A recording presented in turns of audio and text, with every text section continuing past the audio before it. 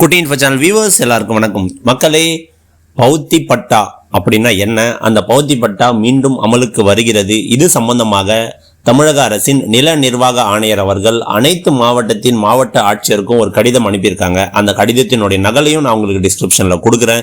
அதுல என்ன சொல்லியிருக்காங்க அப்படிங்கறத தெளிவா உங்களுக்கு படிச்சும் காட்ட போறேன். இதற்கான வீடியோவை தான் நம்ம இன்னைக்கு பார்க்க போறோம்.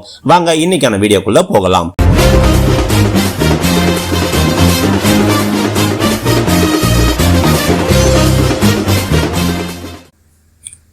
ஃபர்ஸ்ட் நீங்க பௌத்தி பட்டா அப்படின்னா என்னன்னு தெரிஞ்சுக்கோங்க. ஒரு வருவாய் கிராமத்துல ஒருத்தர் பெயர்ல பட்டா இருக்கு அப்படின்னா அந்த நபர் திடீர்னு எதிர்பாராத விதமா இறந்துடுறார். அந்த நபர் இறந்த பிறகு அவருடைய பெயரை பட்டாவில் இருந்து நீக்கி வாரிசு சான்றிதழின் அடிப்படையில் அவருடைய வாரிசுகளின் பெயர்களை சேர்க்கிறதுக்கு ஒரு நடைமுறை இருந்தது. இதைத்தான் பௌத்தி பட்டா அப்படின்னு சொல்லுவாங்க.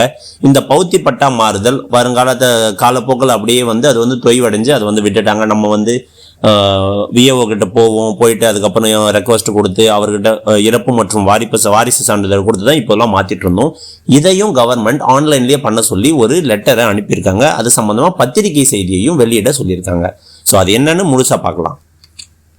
இதுதான் பார்த்தீங்கன்னா உங்களுக்கு நில நிர்வாகத்துறையினுடைய ஆணையர் அவர்கள் அனைத்து மாவட்ட ஆட்சியர்களுக்கும் பதிவஞ்சல்ல அனுப்பியிருக்க அந்த ஒரு லெட்டர். இந்த லெட்டரை நான் உங்களுக்கு டிஸ்கிரிப்ஷன்லேயும் லிங்க்ல கொடுத்துட்றேன். அந்த லிங்க்ல நீங்க போனீங்கன்னா உங்களுக்கு அந்த லெட்டர் முழுவதுமாக கிடைக்கும். நீங்கள் தயவு செஞ்சு பொறுமையாக உட்காந்து அதை படித்து பாருங்கள். இன்னும் உங்களுக்கு தெளிவாக கிடைக்கும். இது என்னைக்கு அப்படின்னு பார்த்தீங்கன்னா 9/5/2025 நாளில் இது வழங்கப்பட்டிருக்கிறது.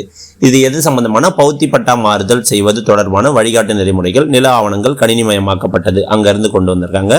மாவட்ட அளவில் நீங்கள் பத்திரிகை செய்திகளை வெளியிடுங்க அப்படின்னு சொல்லியிருக்காங்க.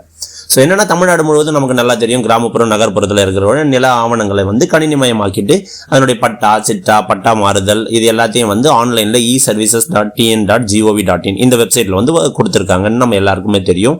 அண்டு இது ஃபுல்லாக இப்போ பார்த்துட்டு நமக்கு ரொம்ப அக்யூரேட்டாக எந்த மக்கள் பெயரில் யார் பேரில் என்ன பட்டா இருக்குது அப்படிங்கிறத நம்ம இது வழியாக தெளிவாக கண்டுபிடிச்சிட்டும் இருந்தோம்.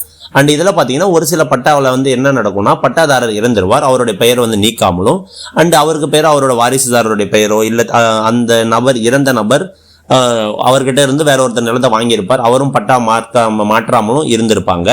இந்த மாதிரி விஷயங்கள் அதிகமாக இருக்கிறதால இந்த கவர்மெண்ட் சிறப்பு கவனம் கொண்டு அதற்கான ஒரு வழிமுறையும் கொடுத்திருக்காங்க. இறந்த நில உடைமைதாரர்களின் பெயர்களை நீக்கி அவரது வாரிசுதாரர்கள் அல்லது பதிவு செய்யப்பட்ட ஆவணம் வாயிலாக உரிமை பெற்றவர்களின் பெயர்களை சேர்க்க பொதுமக்கள் உரிய ஆவணங்களோடு சேவை மையத்திலிருந்தோ அல்லது சிட்டிசன் போர்ட்டல், நம்ம நார்மலா பட்டா சிட்டா மாற்றுறதுக்கு ஒரு வழி சொல்லுவோம் இல்லைங்களா, அதனுடைய வாயிலாகவோ நீங்கள் விண்ணப்பிக்கலாம் என்பதை பொதுமக்கள் அறியும் வண்ணம் பத்திரிகை செய்தி மாவட்ட அளவில் வெளியிடப்பட வேண்டியுள்ளது அப்படின்னு சொல்லியிருக்காங்க. இது மட்டும் இல்லாம அந்த பத்திரிகை செய்தியில நீங்க என்னெல்லாம் கண்டென்ட் வச்சிருக்கணும் அப்படிங்கிறதையும் அவங்க கீழே தெளிவா சொல்லியிருக்காங்க. அது மட்டும் இல்லாம மேலும் பௌத்தி பட்டா மாறுதல் செய்வது தொடர்பான வழிகாட்டு நெறிமுறைகளையும் இத்துடன் இணைக்கப்பட்டுள்ளது. மேற்கண்ட வழிகாட்டு நெறிமுறைகளை வருவாய்த்துறையில் உள்ள சார்நிலை அலுவலர்களுக்கு தெரியப்படுத்தி உரிய நடவடிக்கை நீங்கள் எடுக்க வேண்டும் அப்படின்னு கேட்டுக்கிறோம்னு சொல்லிட்டு அந்த நில நிர்வாக ஆணையர் அவர்கள் உத்தரவிட்டிருக்கார். ஸோ நமக்கு இதுல 2 இணைப்பு பின்னாடி கொடுத்திருக்காங்க.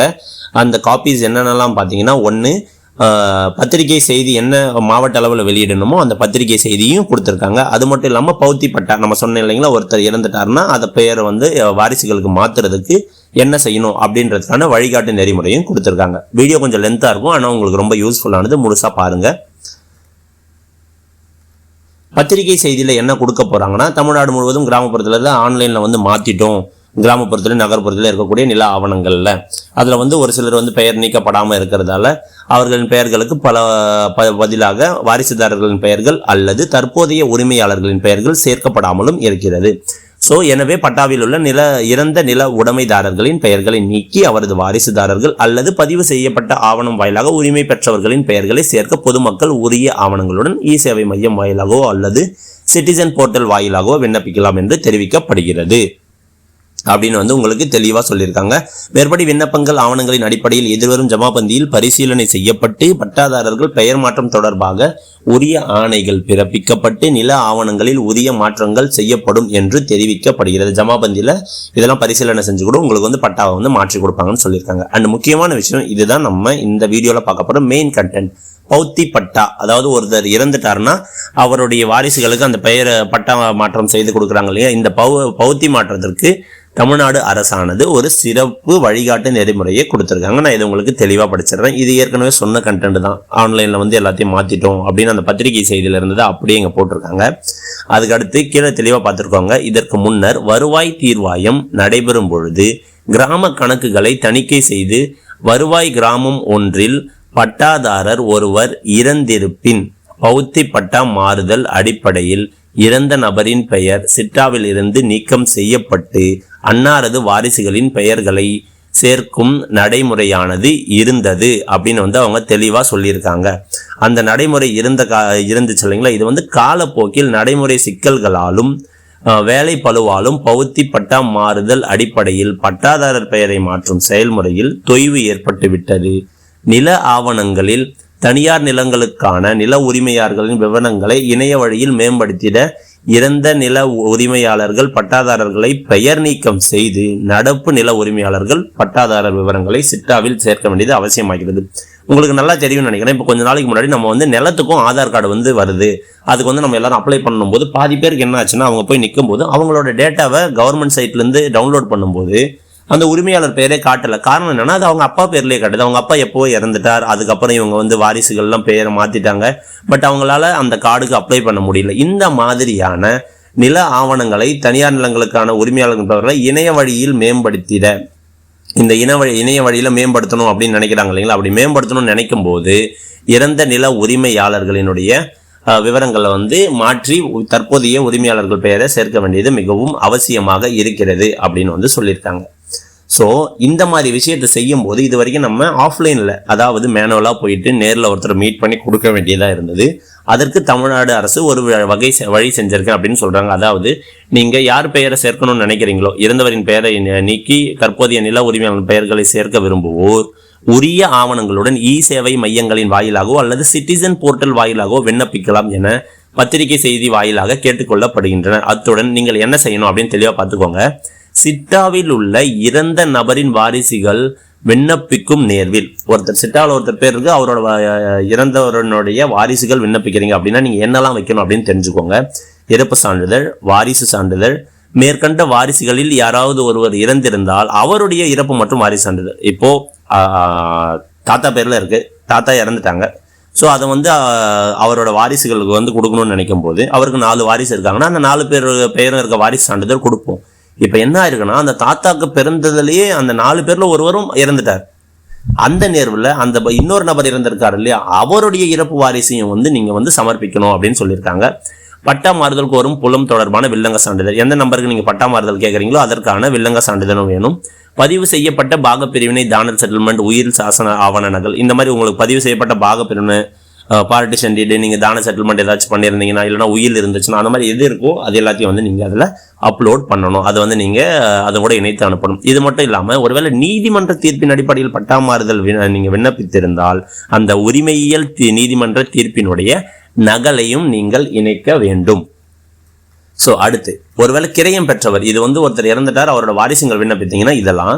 ஒருவேளை கிரயம் வாங்கின ஒரு நபர் விண்ணப்பிக்கும் நேர்வில் நீங்கள் ஒருத்தர் இருந்து கிரயம் வாங்கிட்டீங்க, ஆனால் அந்த நபர் இறந்தும் போயிட்டாரு அப்படின்னா இறப்பு சான்றிதழ், வாரிசு சான்று, மேற்கண்ட வாரிசுகளில் எவரேனும் இறந்திருப்பின் அவரது இறப்பு மற்றும் வாரிசு சான்றிதழ், பட்டா மாறுதல் கோரும் புலம் தொடர்பான வில்லங்க சான்றிதழ் ஈசி, அதனுடைய என்கம்பரன்ஸ் சர்டிபிகேட், அண்ட் முக்கியமா பதிவு செய்யப்பட்ட கிரைய ஆவண நகல், அவர் உங்களுக்கு விற்பனை செய்து கொடுத்தாரு இல்லையா, அந்த கிரைய ஆவணத்தினுடைய நகலையும் நீங்க சேர்த்து விண்ணப்பிக்கணும். சப்போஸ் இதுல என்ன நடக்கும்னா, உரிய ஆவணங்கள் இணைக்காம இருக்கிறதால பட்டா மாறுதல் வந்து விண்ணப்பங்கள் நிராகரிக்கப்படுது. அதற்கு முன்னதாகவே இவங்க என்ன சொல்றாங்கன்னா, இந்த லெட்டர்லயே இதனை தவிர்க்க, அந்த மாதிரி நிராகரிக்கப்படுவதை தவிர்க்க அவ்வட்டத்தில் உள்ள அனைத்து அரசு மற்றும் தனியார் சேவை மைய பணியாளர்களுடன் கூட்டம் ஒன்றினை ஏற்பாடு செய்து பட்டா மாறுதல் விண்ணப்பத்துடன் இணைக்கப்பட வேண்டிய ஆவணங்கள் தொடர்பாக உரிய தெளிவுரைகள் வழங்கப்பட வேண்டும்.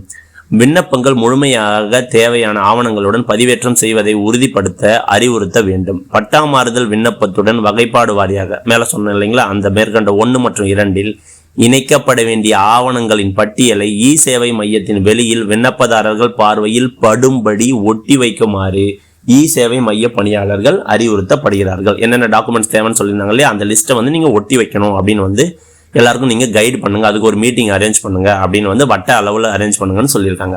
உட்பிரிவு இல்லாத பட்டா மாற்றம், அதாவது இது வந்து நான் சப்டிவிஷனல். இது என்னன்னு பார்த்தீங்கன்னா, தொடர்புடைய கிராம நிர்வாக அலுவலர் தனது லாகினில் வரப்பட்டுள்ள உட்பிரிவு இல்லாத பௌத்தி பட்டா மாறுதல் விண்ணப்பங்களுடன் இணைக்கப்பட்டுள்ள ஆவணங்களை சரிபார்த்தும் கூடுதல் ஆவணங்கள் தேவைப்படின் அவற்றை பெற்று சரிபார்த்த பின்புதான் மண்டல துணை வட்டாட்சியரின் லாகினிற்கு அனுப்ப வேண்டும். யாரு விஓக்கு வந்து போக இல்லைங்களா, இந்த மாதிரி உட்பிரிவு இல்லாத நேம் பட்டா டிரான்ஸ்ஃபர், அதை வந்து அவர் தெளிவாக செக் பண்ணிட்டு தேவையான ஆவணம் எதுனா தேவைப்படுதுன்னா அதை வந்து வாங்கிட்டு அதுக்கப்புறம் அவர் வந்து மண்டல துணை வட்டாட்சியருக்கு அனுப்ப வேண்டும். அதன் அனைத்து ஆவணங்களுடன் இணைத்து வரப்பெற்ற விண்ணப்பங்களை சரிபார்த்து நீதிமன்ற வழக்குகள் ஏதும் நிலுவையில் இல்லை என்பதை உறுதி செய்த பின்னர் உட்பிரிவு இல்லாத பட்டா மாற்றத்திற்கு பட்டா மாறுதல் விண்ணப்பங்களுக்கு மண்டல துணை வட்டாட்சியர் என்ன பண்ணுவார்னா ஒப்புதல் அளித்திடுவார். அடுத்து ஒருவேளை சப்டிவிஷன் இருக்கிற பட்டா டிரான்ஸ்ஃபர் உட்பிரிவுடன் கூடிய பட்டா மாறுதல்னா அது யாருக்கு போகும்னா சர்வேயருக்கு போகும். ஸோ தொடர்புடைய நில அலுவலர் தங்களுடைய லாகினில் வரப்பட்டுள்ள உட்பிரிவுடன் கூடிய பௌத்தி பட்டா மாறுதல் விண்ணப்பங்களுடன் இணைக்கப்பட்டுள்ள அனைத்து ஆவணங்களையும் சரிபார்த்தும் நிலத்தினை அளவீடு செய்தும், அங்க போயிட்டு அவர் அந்த நிலத்தை அளவீடு செய்து உட்பிரிவுடன் கூடிய பட்டா மாறுதல் விண்ணப்பங்கள் தொடர்பான வழக்கமான நடைமுறையை பின்பற்றி எல்லார்டிக்கு அனுப்பணும். அடுத்து டிஎஸ்க்கு அனுப்பி கடைசியாக தாசில்தாருக்கு அனுப்பி தாசில்தாருடைய ஒப்புதலை அவர்கள் பெற வேண்டும். அனைத்து ஆவணங்களுடன் இணைத்து வரப்பெற்ற விண்ணப்பங்களை சரிபார்த்து நீதிமன்ற வழக்குகள் எதுவும் நிலுவையில் இல்லை என்பதை உறுதி செய்த பிறகு இவர் வந்து சப்டிவிஷனல் பட்டா டிரான்ஸ்ஃபரை வட்டாட்சியர் ஒப்புதல் அளிப்பார். ஸோ இந்த மாதிரி பௌத்தி பட்டா மாறுதல் தொடர்பான இணைய வழியில் பெறப்படும் விண்ணப்பங்கள் மீது நீங்க மேற்கண்ட வழிகாட்டுதல் நெறிமுறையை பின்பற்றி கால தாமதம் இன்றி உரிய நடவடிக்கை எடுக்க வேண்டும் அப்படின்ட்டு உரிய ஆணைகள் பிறப்பிக்க வட்டாட்சியர்களுக்கு அறிவுறுத்துமாறு மாவட்ட ஆட்சித்தலைவர்களுக்கு இந்த நில நிர்வாக ஆணையர் அவர்கள் தங்களுடைய வழிகாட்டுதல் நெறிமுறையை அனுப்பியிருக்கார். இதுதான் இந்த வீடியோவில் முழுவதுமாக நாங்கள் பார்த்துருக்கோம். ஸோ இதுக்கான ஃபெசிலிட்டிஸும் உங்களுக்கு கூடிய சீக்கிரமே நம்மளுடைய அந்த தமிழ் நிலம் வெப்சைட் இருக்கு இல்லைங்களா, ஆன்லைனில் அப்ளை பண்ணுறது, அதில் வந்து இவங்க ஆட் பண்ணிடுவாங்க.